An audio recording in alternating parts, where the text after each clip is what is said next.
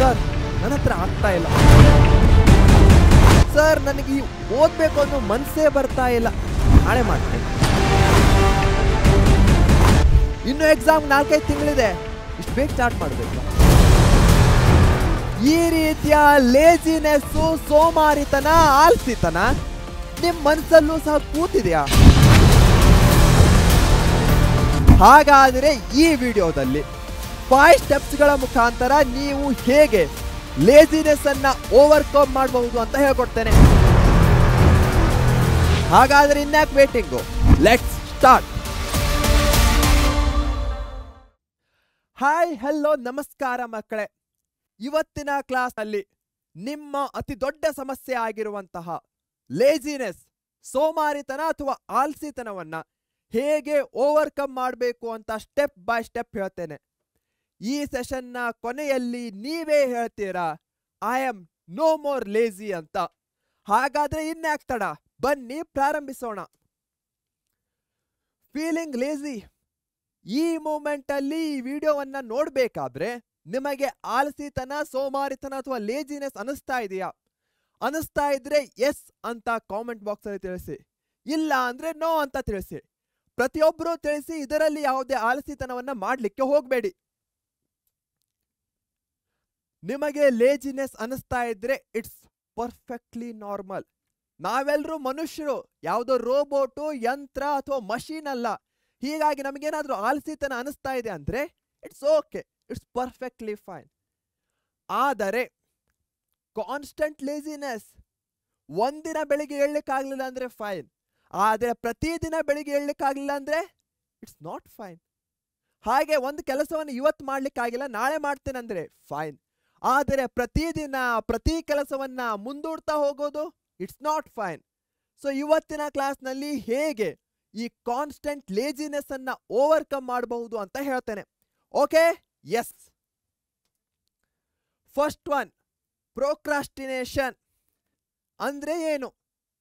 I will do it later, ನಾನು ಆಮೇಲೆ ಮಾಡ್ತೇನೆ. ಯಾವುದೋ ಒಂದು ಕೆಲಸವನ್ನ 2 ನಿಮಿಷದಲ್ಲಿ ಮುಗಿಸ್ಬೋದಾಗಿರುತ್ತೆ, ಬಟ್ ಆಮೇಲೆ ಮಾಡ್ತೇನೆ, ಏನಾಗುತ್ತೆ ಅನ್ನೋದು. ಇದು ಪ್ರತಿಯೊಬ್ಬ ಮನುಷ್ಯನಲ್ಲೂ ಇರುವಂತಹ ಒಂದು ಕಲೆ ಅಂತ ಹೇಳ್ಬೋದು. ಯಾವಾಗ ಆ ಕೆಲಸದ ಡೆಡ್ಲೈನ್ ಬರಲು ಅಲ್ಲಿ ತನಕ ಮಾಡದೇ ಇರೋದು. ಯಾವುದೋ ಒಂದು ಹೋಮ್ವರ್ಕಿಗೆ 1 ವೀಕ್ನ ಟೈಮನ್ನು ಕೊಟ್ಟಿರ್ತಾರೆ ಟೀಚರ್ಸ್, ಬಟ್ ನಾವು ಯಾವಾಗ ಮಾಡ್ತೇವೆ? ಅದರ ಹಿಂದಿನ ದಿನ ಮಾತ್ರ ರಾತ್ರಿ ಕೂತು ಮಾಡ್ತೇವೆ. ಅಸೈನ್ಮೆಂಟ್ ಇರ್ಬೋದು, ಪ್ರೊಜೆಕ್ಟ್ ಇರ್ಬೋದು, ಯಾವುದೋ. ಅದನ್ನೇ ಪ್ರೋಕ್ರಾಸ್ಟಿನೇಷನ್ ಅಂತ ಕರೆಯೋದು. ಟೈಮ್ ಇರತ್ತೆ, ಬಟ್ ಮುಂದೆ ಹಾಕ್ತಾ ಹಾಕ್ತಾ ಹಾಕ್ತಾ ಹೋಗೋದು. ಸೊ ಹೀಗಾಗಿ ನೀವೇನ್ ಮಾಡಬೇಕು? ಕೆಲಸಗಳನ್ನ ಡಿವೈಡ್ ಮಾಡಿ ರೂಲ್ ಮಾಡಬೇಕು. ಹೇಗೆ ಬ್ರಿಟಿಷರು ಭಾರತದ ಮೇಲೆ ಮಾಡಿದ್ರು ಹಾಗೆ. ಏನಂತಿದ್ದೀರಾ sir? For example, freedom struggle 20 ಪೇಜಸ್ನ ಚಾಪ್ಟರ್ ಆಗಿದ್ರೆ ಒಂದೇ ಸಲ 20 ಪೇಜಸ್ ಅಂತ ಕೂತ್ರೆ ಆಗೋದೇ ಇಲ್ಲ, ಲೇಜಿನೆಸ್ ಬಂದ್ಬಿಡತ್ತೆ. ಅದೇ ಇವತ್ತು ನಾನು 1 ಪೇಜನ್ನ ಮಾಡ್ತೇನೆ ಅಂತ ಕೂತ್ರೆ, ಇವತ್ತು ನಾನು 10 ನಿಮಿಷ ಓದ್ತೇನೆ ಅಂತ ಕೂತ್ರೆ ಆಗತ್ತೆ. ಸೊ ಹೀಗಾಗಿ ಯಾವ ಯಾವ ಮೂಮೆಂಟ್ ಅಲ್ಲಿ ನಿಮಗನಿಸುತ್ತೋ ಇದು ದೊಡ್ಡ ಕೆಲಸ, ಅದನ್ನ ಡಿವೈಡ್ ಮಾಡಿ ಅದಾದ್ಮೇಲೆ ನೀವು ರೂಲ್ ಮಾಡ್ತೀರಾ. ಇದನ್ನು ಫಾಲೋ ಮಾಡ್ತೀರಾ ತಾನೆ? ಹೋಮ್ವರ್ಕ್ಸ್ಗಳಿರ್ಬಹುದು, ಅಸೈನ್ಮೆಂಟ್ಗಳಿರ್ಬಹುದು, ನಮ್ಮ 1 ಶಾಟ್ ವಿಡಿಯೋಸ್ಗಳಿರಬಹುದು, ಎಲ್ಲದಕ್ಕೂ ಈ ಒಂದು ಮೆಥಡ್ ಅನ್ನ ಅಪ್ಲೈ ಮಾಡೋದನ್ನ ಮರಿಬೇಡಿ. Okay, got it? Yes. 5 minutes of work is better than none. ನಮ್ಮ ಹತ್ರ ಒಂದಿದೆ, ಏನಂದ್ರೆ ನಾನು ಈ ಕೆಲಸವನ್ನ 10:30 ಸ್ಟಾರ್ಟ್ ಮಾಡ್ತೇನೆ, 11 ಗಂಟೆಗೆ ಸ್ಟಾರ್ಟ್ ಮಾಡ್ತೇನೆ ಅಂತ. ಬಟ್ ಅದೇ ನಾವು 10:35 ಆದ್ರೂ ಸಹ 10:45 ತನಕ 10 ನಿಮಿಷ ಕೆಲಸ ಮಾಡ್ತೇನೆ ಅಂದ್ರೆ ಆಗಲ್ವಾ? ಆಗತ್ತೆ. ಹೀಗಾಗಿ ಪರ್ಫೆಕ್ಟ್ ಟೈಮ್ಗೋಸ್ಕರ ವೇಟ್ ಮಾಡ್ತಾ ಕೂತ್ಕೊಳ್ಬೇಡಿ. ನೀವು ಯಾವುದೇ ಕೆಲಸವನ್ನ ಸ್ಟಾರ್ಟ್ ಮಾಡೋದಕ್ಕಿಂತ ಮೊದಲೇ 5 ನಿಮಿಷ ಆಗಲಿ 10 ನಿಮಿಷ ಆಗಲಿ ಈ ಕೆಲಸ ಎಷ್ಟಾಗುತ್ತೋ ಅಷ್ಟು ಮಾಡ್ತೇನೆ ಅಂತ ಕೂತ್ಕೊಳ್ಳಿ. ಹೋಮ್ವರ್ಕ್ ಅಥವಾ ಓದೋದು, ನಮ್ಮ 1 ಶಾಟ್ ವಿಡಿಯೋ ಇರ್ಬೋದು, 10 ಮಿನಿಟ್ಸ್ ನೋಡ್ಲಿಕ್ಕಾಗತ್ತಾ ನೋಡಿ, 5 ನಿಮಿಷ ಓದ್ಲಿಕ್ಕಾಗತ್ತಾ ಓದಿ. ಬಟ್ ಒಂದೊಂದು ನಿಮಿಷವೂ ಸಹ ಇಂಪಾರ್ಟೆಂಟ್ ಆಗತ್ತೆ. ನೀವು ಪರ್ಫೆಕ್ಟ್ ಟೈಮ್ಗೋಸ್ಕರ ವೇಟ್ ಮಾಡ್ತಾ ಕೂತ್ರೆ ಆ ಪರ್ಫೆಕ್ಟ್ ಟೈಮ್ ಎಂದೂ ಬರಲ್ಲ. ಹೀಗಾಗಿ ನಿಮ್ಮ ಹತ್ರ ಇರುವಂತಹ ಟೈಮ್ ಅನ್ನೇ ಪರ್ಫೆಕ್ಟ್ ಅಥವಾ ಬೆಸ್ಟ್ ಆಗಿ ಮಾಡ್ಕೊಳ್ಳಿ. ಓಕೆ, ಮಾಡ್ಕೊಳ್ತೀರಾ ತಾನೆ? Great. Second problem lack of focus. ಲೇಜಿನೆಸ್ಸಿಗೆ ಮತ್ತೊಂದು ದೊಡ್ಡ ಪ್ರಾಬ್ಲಮ್ ಏನಂದ್ರೆ ಫೋಕಸ್ ಇಲ್ಲದೆ ಇರೋದು. ನಾವು mobile, TV, games, free fire ಇರಬಹುದು, ಇನ್ಸ್ಟಾಗ್ರಾಮ್ನ ರೀಲ್ಸ್ಗಳಿರಬಹುದು, ಟಿವಿಯಲ್ಲಿ ಬರುವಂತಹ ಬಿಗ್ ಬಾಸ್ ಇರಬಹುದು, ಕ್ರಿಕೆಟ್ನ ಮ್ಯಾಚಸ್ಗಳಿರಬಹುದು, ಧಾರಾವಾಹಿಗಳಿರಬಹುದು, ಈಸಿಲಿ ಡಿಸ್ಟ್ರಾಕ್ಟ್ ಆಗಿಬಿಡ್ತೇವೆ. ನಾನು ಒನ್ ಶಾರ್ಟ್ ವಿಡಿಯೋವನ್ನು ನೋಡ್ತಾ ಇದ್ದೇನೆ ಅಂದ್ರೆ ನನ್ನ ಕಂಪ್ಲೀಟ್ ಗಮನ ಆ ವಿಡಿಯೋದ ಮೇಲೆ ಇರಬೇಕು. ಟಿವಿಲಿ ಏನಾಗ್ತಾ ಇದೆ, ಅಕ್ಕ, ತಂಗಿ, ಅಣ್ಣ, ತಮ್ಮ ಏನು ಮಾಡ್ತಾ ಇದ್ದಾರೆ, ಅಮ್ಮ ಏನು ಮಾಡ್ತಿದ್ದಾರೆ, ಅಪ್ಪ ಏನು ಮಾಡ್ತಿದ್ದಾರೆ, ಅಲ್ಲಿ ಲಕ್ಷ್ಯ ಹೋಗಲೇಬಾರ್ದು. ನಿಮ್ಮ ಫೋಕಸ್ಡ್ ಆದ 1 hour is way way way better than unfocused 3 to 4 hours. ಅರ್ಥ ಆಗ್ತಾ ಇದೆ ತಾನೆ? ನೀವು ಕಾನ್ಸಂಟ್ರೇಟ್ ಆಗಿ ಕೂತು 1 ತಾಸು ಓದೋದು ಕಾನ್ಸಂಟ್ರೇಷನ್ ಇಲ್ಲದೆ 3-4 ತಾಸು ಓದೋದಕ್ಕಿಂತ ಎಷ್ಟೋ ಫಾರ್ ಬೆಟರ್ ಆಗಿರುತ್ತೆ. ಅದಲ್ಲದೆ ನೀವು ಕಾನ್ಸಂಟ್ರೇಷನ್ ಇಲ್ಲ ಅಂದಾಗಲೇ ನಿಮ್ಗೆ ನಿದ್ದೆ ಬರೋದು. ಆವಾಗಲೇ ಅನ್ಸೋದು ನಾನು ನಾಳೆ ಮಾಡ್ತೇನೆ ಅಂತ. ಯಾವಾಗ ಕಾನ್ಸಂಟ್ರೇಷನ್ ಇರುತ್ತೋ, ಫೋಕಸ್ ಇರುತ್ತೋ, ಆ ಕೆಲಸವನ್ನ ನೀವು ಮಾಡೇ ಮುಗಿಸ್ತೀರ ಅನ್ನೋ ಭರವಸೆ ನಿಮ್ಮ ಮನಸ್ಸಲ್ಲಿ ಮೂಡುತ್ತೆ. ಹೀಗಾಗಿ ಟೈಮರ್ಸ್ಗಳನ್ನ ಯೂಸ್ ಮಾಡಿ. ನಾನು 25 minutes ಓದ್ತೇನೆ, ಅದಾದ್ಮೇಲೆ 5 minutesನ ಬ್ರೇಕ್ ಅನ್ನು ತೆಗೆದುಕೊಳ್ತೇನೆ. ಇಲ್ಲಿ ನೀವು ನಿಮಗೆ ರಿವಾರ್ಡ್ ಅನ್ನು ಸಹ ಕೊಡ್ತಾ ಇದ್ದೀರಾ 5 minutesನ ಒಂದು. ಹೀಗಾಗಿ ಟೈಮರ್ ಅನ್ನ ಸೆಟ್ ಮಾಡಿ. 25 ನಿಮಿಷನೋ ಅರ್ಧ ತಾಸು ಎಷ್ಟು ಓದ್ತಿರೋ ಕಂಪ್ಲೀಟ್ ಆಗಿ ಓದಿ. ಆ 25 ನಿಮಿಷ ನಿಮ್ಮ ಜಾಗದಿಂದ ಏಳಬೇಡಿ. ನೀವು ಒಂದೇ ಸಲ ಮಾಡಬೇಕಾದ್ರೆ ಕಷ್ಟ ಅನಿಸ್ಬೋದು, ಇಟ್ಸ್ ಪರ್ಫೆಕ್ಟ್ಲಿ ಫೈನ್. ಸೈಕಲ್ ಅನ್ನ ಅಥವಾ ಗಾಡಿಯನ್ನು ಒಂದೇ ಅಟೆಂಪ್ಟ್ ಅಲ್ಲೇ ಕಲೀಲಿಕ್ಕೆ ಆಗತ್ತಾ? ಇಲ್ಲ. ಮೊದಲಿಗೆ ಬೀಳ್ತೀರಾ, ಮೊದಲಿಗೆ ಅನ್ಸುತ್ತೆ ಆಗಲ್ಲ ನನ್ನ ಹತ್ರ. ಅದೇ ರೀತಿ ಫಸ್ಟ್ 25 ನಿಮಿಷ ಕೂತಾಗ ಅನ್ಸುತ್ತೆ ನನ್ನ ಹತ್ರ ಆಗಲ್ಲ. ಬಟ್ ಏನೇ ಆಗಲಿ, ಭೂಮಿನೇ ಕಳಚಿ ಬೀಳಲಿ, ನಾನು ಓದ್ತೇನೆ 25 ನಿಮಿಷ ಅಂತ ಕೂತ್ಕೊಳ್ಳಿ. ಅದಾದ್ಮೇಲೆ ನೆಕ್ಸ್ಟ್ ಡೇ ಅನ್ಸುತ್ತೆ ಓಕೆ ನನ್ನ ಹತ್ರ ಆಗ್ತಾ ಇದೆ ಅಂತ. ಥರ್ಡ್ ಡೇ ನೀವು ಕಲ್ತು ಬಿಡ್ತೀರಾ. 7 days ಆದ್ಮೇಲಂತೂ ನಿಮಗೆ ಅದು ಸಿಕ್ಕಾಪಟ್ಟೆ ಈಸಿ ಆಗತ್ತೆ. ಇಲ್ಲಿ ಏನು ಮಾಡ್ತಾ ಇದ್ದೇವೆ, ನಾವು ನಮ್ಮ ಹ್ಯಾಬಿಟ್ ಅನ್ನ ಬಿಲ್ಡ್ ಮಾಡ್ತಾ ಇದ್ದೇವೆ. ಸೊ ಲೇಜಿನೆಸ್ ಅನ್ನ ಓವರ್ಕಮ್ ಮಾಡಲಿಕ್ಕೆ ಹ್ಯಾಬಿಟ್ಸ್ಗಳನ್ನ ಬಿಲ್ಡ್ ಮಾಡೋದು ಅತ್ಯಂತ ಅಗತ್ಯವಾಗಿರುತ್ತೆ. ನನಗೆ ಗೊತ್ತು, ನನ್ನ ಮೈಂಡಲ್ಲಿ ಫಿಕ್ಸ್ ಆಗಿಬಿಡುತ್ತೆ, ನಾನು ಒಂದು ವಾರ ಮಾಡಿದೆ ಅಂದಮೇಲೆ 9 to 9:30 ನಾನು ಓದ್ತೇನೆ ಅನ್ನೋದು. ಆ ಟೈಮ್ನಲ್ಲಿ ನಮಗೇನೂ ಲೇಜಿನೆಸ್ ಬರಲ್ಲ, ಏನೂ ಬರಲ್ಲ. ಸೊ ಹೀಗಾಗಿ ನೀವು ಹ್ಯಾಬಿಟ್ಸ್ಗಳನ್ನ ಬಿಲ್ಡ್ ಮಾಡೋದನ್ನ ಮರಿಬೇಡಿ. Third one, overwhelm. ನಾನು ಆಲ್ರೆಡಿ ಹೇಳಿರೋ ಹಾಗೆ ನಮ್ಮ ಹತ್ರ ಸಿಕ್ಕಾಪಟ್ಟೆ ಸೋಷಿಯಲ್ ಸೈನ್ಸ್ ಹೋಮ್ವರ್ಕು ಮಾಡಬೇಕು, ಸೈನ್ಸ್ನ ಹೋಮ್ವರ್ಕು ಮಾಡಬೇಕು, ಮ್ಯಾಥ್ಸು, ಲ್ಯಾಂಗ್ವೇಜಸ್ಸು, ಅದಾದಮೇಲೆ ಬೇರೆ ಬೇರೆ ಪ್ರಾಜೆಕ್ಟ್ಸ್ಗಳಿವೆ. ಇಷ್ಟೊಂದು ಕೆಲಸ ಹೇಗೆ ಮಾಡೋದು? ಸಿಂಪಲ್ಲು. ಎಷ್ಟು ಕೆಲಸಗಳಿವೆಯೋ ಅವುಗಳ ಒಂದು ಲೀಸ್ಟನ್ನು ಮಾಡ್ಕೊಳ್ಳಿ. ಟು ಡೂ ಲಿಸ್ಟ್ ಅಂತ. ಏನೇನು ಕೆಲಸ, ಅವುಗಳಲ್ಲಿ ಯಾವುದು ಇಂಪಾರ್ಟೆಂಟ್ ಅಂತ ಸ್ಟಾರ್ ಮಾರ್ಕ್ ಕೊಡಿ. ಅತಿ ಹೆಚ್ಚು ಇಂಪಾರ್ಟೆಂಟ್ ಅದಕ್ಕೆ ಅತಿ ಹೆಚ್ಚಿನ ಸ್ಟಾರ್. ಅವುಗಳಲ್ಲಿ ಯಾವುದು ಅತಿ ಹೆಚ್ಚಿನ ಇಂಪಾರ್ಟೆಂಟ್ ಇದೆಯೋ, ಅರ್ಜೆಂಟ್ ಇದೆಯೋ, ಅದನ್ನು ಈಗಲೇ ಸ್ಟಾರ್ಟ್ ಮಾಡಿ. ಫಸ್ಟ್ ಆ ಕೆಲಸವನ್ನು ಮುಗಿಸಿ. ಆ ಕೆಲಸ ಆಯ್ತು, ಟಿಕ್ ಮಾಡ್ಕೊಳ್ಳಿ. ಯಾವಾಗ ನೀವು ಕೆಲಸವನ್ನು ಮಾಡ್ತೀರೋ, ಅದಾದ್ಮೇಲೆ ಟಿಕ್ ಹಾಕ್ತಿರೋ, ಅದರಲ್ಲಿರುವಂತಹ ಖುಷಿ ಜೀವನದ ಮತ್ತು ಬೇರೆ ಯಾವ ಕೆಲಸದಲ್ಲೂ ನೀವು ಫೈಂಡ್ ಔಟ್ ಮಾಡ್ಲಿಕ್ಕೆ ಆಗಲ್ಲ. ಹೀಗಾಗಿ ಕೆಲಸಗಳ ಲೀಸ್ಟ್ ಮಾಡ್ಕೊಳ್ಳಿ, ಅವುಗಳಲ್ಲಿ ಇಂಪಾರ್ಟೆಂಟ್ ಯಾವುದು ಅಂತ ಹೈಲೈಟ್ ಮಾಡ್ಕೊಳ್ಳಿ. ಅದಾದ್ಮೇಲೆ ಆ ಕೆಲಸವನ್ನ ಮಾಡಿ ಅದೇ ಮೂಮೆಂಟಲ್ಲಿ. ಓಕೆ, ಮಾಡ್ತೀರಾ ತಾನೆ? ಎಸ್. ಹಾಗೆ ಪ್ರಯೋರಿಟೈಸ್, ಆಲ್ರೆಡಿ ಹೇಳಿರುವ ಹಾಗೆ ಸ್ಟಾರ್ ಮಾರ್ಕ್ಸ್ಗಳನ್ನ ಕೊಡೋದನ್ನ ಮರಿಬೇಡಿ. ಸೊ ಈ ಮೂಮೆಂಟ್ ತನಕ ನೀವು ನನ್ನ ವಿಡಿಯೋವನ್ನ ನೋಡ್ತಾ ಇದ್ದೀರಾ ಅಂದಮೇಲೆ ನೀವು ನಿಮ್ಮ ಭವಿಷ್ಯದ ಬಗ್ಗೆ ಅತಿ ಹೆಚ್ಚಿನ ಫೋಕಸ್ಡ್ ಆಗಿದ್ದೀರಾ ಅನ್ಕೊಳ್ತೇನೆ. ಹೀಗಾಗಿ ನೀವು ಕಮೆಂಟ್ ಬಾಕ್ಸ್ನಲ್ಲಿ ಈ ಮೂಮೆಂಟಲ್ಲಿ ಹಾಕಿ ಐ ಆಮ್ ಪ್ರಿಪೇರ್ಡ್ ಅಂತ. ಯಾಕೆ ಹಾಕಬೇಕು? ಇದರಿಂದ ನಿಮ್ಮ ಮನಸ್ಸಿನಲ್ಲೂ ಬರುತ್ತೆ ಆ ಒಂದು ಭಾವನೆ, ನಾನು ಸಿದ್ಧನಾಗ್ತಾ ಇದ್ದೇನೆ ಅಂತ. So I am fully prepared ಅಂತ ಕಮೆಂಟಲ್ಲಿ ಹಾಕೋದನ್ನು ಮರಿಬೇಡಿ. ನಿಮ್ಮ ಪ್ರತಿಯೊಂದು ಕಮೆಂಟನ್ನು ನಾನು ನೋಡ್ತಾ ಇರ್ತೇನೆ. ಹಾಗೆ ವಿಡಿಯೋವನ್ನು ಸಹ ಲೈಕ್ ಮಾಡಿ. ಲೈಕ್ ಮಾಡೋದ್ರಿಂದ ಈ ವಿಡಿಯೋ ಬಹಳಷ್ಟು ಬೇರೆ ಮಕ್ಕಳಿಗೂ ಸಹ ತಲುಪುತ್ತೆ. ಅವರು ಸಹ ಈ ಲೇಜಿನೆಸ್ ಪ್ರಾಬ್ಲಮ್ನಿಂದ ಒಂದು ಸೊಲ್ಯೂಷನ್ ಬೇಕಂದ್ರೆ ಈ ವಿಡಿಯೋವನ್ನು ಫಾಲೋ ಮಾಡಬಹುದು. ಓಕೆನಾ? Great, good to go. Yes. Problem for low motivation.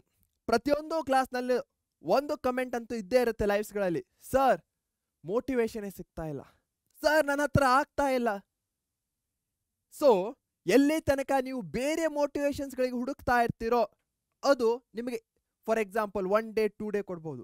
ಆದರೆ ಯಾವಾಗ ನೀವು ನಿಮ್ಮ ಮನಸ್ಸಿನಲ್ಲೇ, ನಾನು ಹೇಳ್ತೇನೆ ಯಾವಾಗಲೂ, ನಾನು SSLC ಎಕ್ಸಾಮ್ನಲ್ಲಿ ಹೆಚ್ಚಿನ ಮಾರ್ಕ್ಸ್ಗಳನ್ನ ಯಾಕೆ ತೆಗೆದುಕೊಳ್ಬೇಕು? ಸ್ವಲ್ಪ ಜನರಿಗೆ ಇರ್ಬೋದು, ನನ್ನ ರಿಲೇಟಿವ್ಸ್ಗಳನ್ನ ನಾನು ರಾಂಗ್ ಅಂತ ಪ್ರೂವ್ ಮಾಡಲಿಕ್ಕೆ, ನನ್ನ ಪೇರೆಂಟ್ಸ್ಗಳನ್ನ ಪ್ರೌಡ್ ಫೀಲ್ ಮಾಡಲಿಕ್ಕೆ, ನನ್ನ ಫ್ರೆಂಡ್ಸ್ಗಳು ಯಾರು ನನಗೆ ಹೇಳಿದ್ರೋ ನಿನ್ನ ಹತ್ರ ಆಗಲ್ಲ ಅವ್ರಿಗೆ ತೋರಿಸ್ಲಿಕ್ಕೆ, ನನ್ನ ಫ್ಯೂಚರ್ಗೋಸ್ಕರ ಅಂತ ಸ್ವಲ್ಪ ಜನ ಹೇಳ್ತೀರಾ. ಮತ್ತೊಬ್ರು ಹೇಳ್ತೀರಾ ನಾನು ನನಗೋಸ್ಕರ ಮಾಡ್ತಾ ಇದ್ದೆ, ನನ್ನ ಎಕ್ಸಾಮು, ನಾನು ನನ್ನ ಬೆಸ್ಟ್ ಎಫರ್ಟ್ಸ್ ಅನ್ನ ಕೊಟ್ಟು ಎಷ್ಟು ಬರ್ತಾ ಇದೆ ಅಂತ ನೋಡಬೇಕು ಅಂತ ಪ್ರಯತ್ನವನ್ನು ಪಡ್ತೇನೆ, ಅದಕ್ಕೋಸ್ಕರ ಓದ್ತೇನೆ. ಸೊ ಹೀಗಾಗಿ ನಿಮ್ಮ ಗೋಲ್ ಏನೇ ಇರಬಹುದು, ಆ ಮೋಟಿವೇಶನ್ ಅನ್ನ ಫೈಂಡ್ ಔಟ್ ಮಾಡಿ. ಬೇರೆ ಕಡೆ ಹುಡುಕ್ತಾ ಕೂತ್ಕೊಳ್ಬೇಡಿ, ಅದು ನಿಮ್ಮಲ್ಲೇ ಇದೆ. Okay, yes. ಹೀಗಾಗಿ ಯಾವಾಗ ಈ ಮೋಟಿವೇಶನ್ ಡೌನ್ ಆಗುತ್ತೋ ಅವಾಗ ಅನ್ಸುತ್ತೆ, ಅಯ್ಯೋ ನನ್ನ ಹತ್ರ ಆಗ್ತಾ ಇಲ್ಲ, ಈ ಕೆಲಸ ಮಾಡ್ಬೇಕಂತ ಅನಿಸ್ತಾ ಇಲ್ಲ ನನಗೆ, ನಾಳೆ ಮಾಡ್ಬಿಡ್ತೇನೆ.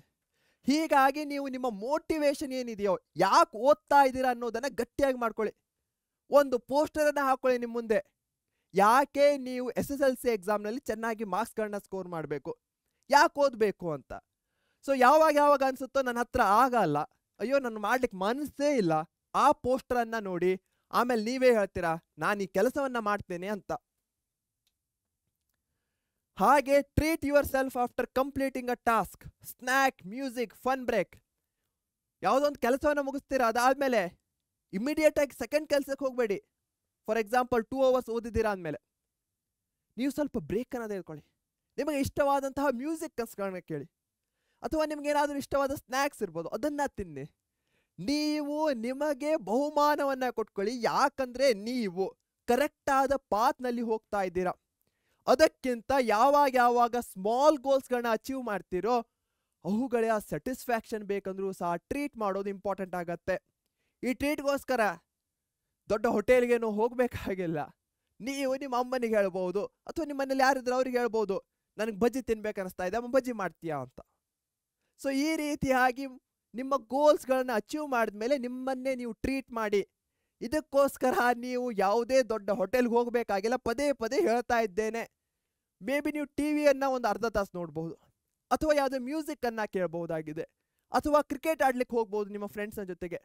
ಸೊ ಈ ರೀತಿಯ ಟ್ರೀಟ್ ಮಾಡೋದನ್ನ ಮರಿಬೇಡಿ. ಓಕೆನಾ? ಎಸ್. Problem 5, no routine. ಯಾಕೆ ನಾವು ಫೀಲ್ ಆಗ್ತೇವೆ ಅಯ್ಯೋ ನನ್ನ ಹತ್ರ ಆಗ್ತಾ ಇಲ್ಲ, ಅದು ಮನಸ್ಸಿಲ್ಲ ಅಂದ್ರೆ, ಯಾಕಂದ್ರೆ ನಮ್ಮ ಡೈಲಿ ರೂಟೀನ್ ಸ್ಟ್ರಕ್ಚರ್ಡ್ ಆಗಿಲ್ಲ. ಒಂದಿನ 10 ಗಂಟೆಗೆ ಹೇಳ್ತೇವೆ, ಮತ್ತೊಂದಿನ 8 ಗಂಟೆಗೆ ಹೇಳ್ತೇವೆ, ಮತ್ತೊಂದಿನ 6 ಗಂಟೆಗೆ ಹೇಳ್ತೇವೆ. ಒಂದಿನ ರಾತ್ರಿ 8 ಗಂಟೆ ಮಲಗ್ತೇವೆ ಊಟ ಮಾಡಿ, ಮತ್ತೊಂದಿನ 10:30 ಊಟ ಮಾಡಿ ಮಲಗ್ತೇವೆ. ನಿಮ್ಮ ಜೀವನದಲ್ಲಿ ಒಂದು ಸ್ಟ್ರಕ್ಚರ್, ರೂಟೀನ್ ಅನ್ನ ಫಾಲೋ ಮಾಡಿ. ಇದು ನಿಮ್ಮ ಲಾಂಗ್ ಟರ್ಮ್ ಆರೋಗ್ಯಕ್ಕೂ ಒಳ್ಳೆಯದು, ಹಾಗೆ ಶಾರ್ಟ್ ಟರ್ಮ್ ಸಹ ಅಷ್ಟೇ ಬೆನಿಫಿಷಿಯಲ್. ಯಾವಾಗ ನೀವು ಸೆಟ್ ಮಾಡ್ಕೊಳ್ತೀರ ನಾನು ಪ್ರತಿದಿನ 7 ಗಂಟೆಗೆ ಹೇಳ್ತೇನೆ ಅಂದ್ರೆ, ನಿಮ್ಮ ಮೈಂಡ್ ಆಟೋಮೆಟಿಕ್ ಆಗಿ ನಿಮ್ಗೆ 7 ಗಂಟೆಗೆ ಹೇಳಿಸ್ಬಿಡುತ್ತೆ. ನೀವು ಯಾವಾಗ ಪ್ರತಿದಿನ 10:30 11 ಗಂಟೆ ಮಲಗ್ತೀರೋ ಅದಾದ್ಮೇಲೆ ಆಟೋಮೆಟಿಕಲ್ 10:30 11 ಗಂಟೆಗೆ ನಿಮ್ಗೆ ನಿದ್ದೆ ಬಂದೇ ಬಿಡುತ್ತೆ. ನೀವು ಯಾವಾಗ ಬೆಳಿಗ್ಗೆ ನಾನು 8 ರಿಂದ 9 ಓದ್ಲಿಕ್ಕೆ ಕೂತ್ಕೋತೇನೆ ಅಂತ ಸೆಟ್ ಮಾಡ್ಕೋತೀರೋ ಅದಾದ್ಮೇಲೆ ಸೆಟ್ ಆಗತ್ತೆ ಪ್ರತಿದಿನ. ಹೀಗಾಗಿ ನೀವು ನಿಮ್ಮದೇ ಆದ ಒಂದು ರೂಟೀನ್ ಅನ್ನ ಫಾಲೋ ಮಾಡಿ. ನಾನು ಇಷ್ಟು ಗಂಟೆಗೆ ಹೇಳ್ತೇನೆ, ಇಷ್ಟು ಗಂಟೆ ಓದ್ತೇನೆ, ಇದನ್ನ ಆದಷ್ಟು ಸ್ಟ್ರಕ್ಚರ್ಡ್ ಹಾಗೆಯೇ ಪ್ರಾಕ್ಟಿಕಲ್ ಆಗಿ ಇಟ್ಕೊಳ್ಳಿ. ನಾನು 4 ಗಂಟೆಗೆ ಹೇಳ್ತೇನೆ, 5 ರಿಂದ 10 ಗಂಟೆ ತನಕ ಓದ್ತೇನೆ, ಆ ರೀತಿ ಅಲ್ಲ. ಫಸ್ಟ್ ಸ್ಮಾಲ್ ಸ್ಟೆಪ್ಸ್ಗಳಿಂದ ಟ್ರೈ ಔಟ್ ಮಾಡೋಣ. 1 ತಾಸು ಓದೋಣ, ರಾತ್ರಿ 1 ತಾಸು ಓದೋಣ. ಹಾಗೆ ಏನೇನು ಟೈಮ್ಸ್ ಇದೆ, ಎಲ್ಲಿ ವೇಸ್ಟ್ ಆಗ್ತಿದೆ ಅದನ್ನು ಫೈಂಡ್ ಔಟ್ ಮಾಡೋಣ, ಬೆಸ್ಟ್ ಯುಟಿಲೈಸ್ ಮಾಡ್ಕೊಳ್ಳೋಣ. ಹಾಗೆ ನೀವು ಲೇಟ್ ಆಗಿ ಎದ್ರೆ ಆ ಪೂರ್ತಿ ದಿನನೇ ಒಂಥರ ಹಾಳಾದ ಹಾಗೆ ಅನಿಸುತ್ತೆ. ಹೀಗಾಗಿ ಆದಷ್ಟು ಬೇಗನೆ ಏಳುವಂತಹ ಪ್ರಯತ್ನವನ್ನ ಪಡಿ. ಇದರಿಂದ ನೀವು ಡೇ ಅನ್ನ ಕರೆಕ್ಟ್ ಆಗಿ ಪ್ಲಾನ್ ಮಾಡ್ಕೊಳ್ಬಹುದು. ಹಾಗೆ ಉಳಿದವರಿಗಿಂತ ನಿಮ್ಮ ಹತ್ರ ಹೆಚ್ಚಿನ ಟೈಮ್ ಇರುತ್ತೆ. ಹೀಗಾಗಿ ಬೆಳಿಗ್ಗೆ ಏಳೋದು ವೆರಿ ಇಂಪಾರ್ಟೆಂಟ್ ಆಗತ್ತೆ. ಓಕೆ, ಹೇಳ್ತೀರಾ ತಾನೇ ಬೆಳಿಗ್ಗೆ? ಎಸ್.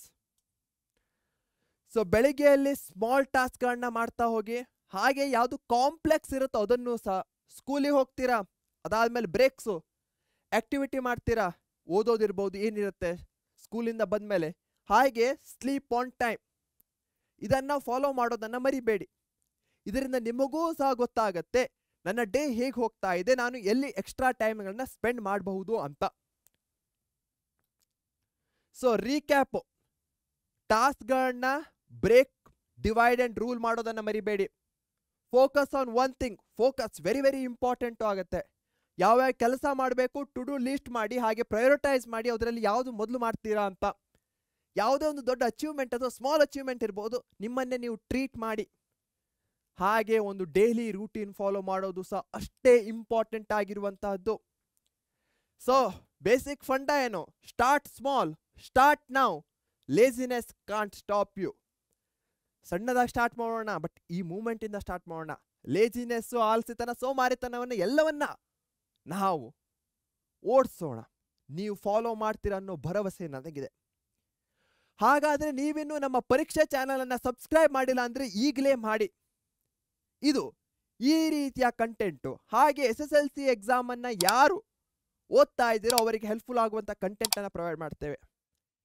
ಇದೇ ನೋಟ್ನಲ್ಲಿ ಬಾಯ್ ಅಂತ ಹೇಳ್ತಾ ಇದ್ದೇನೆ. Take care. Thank you.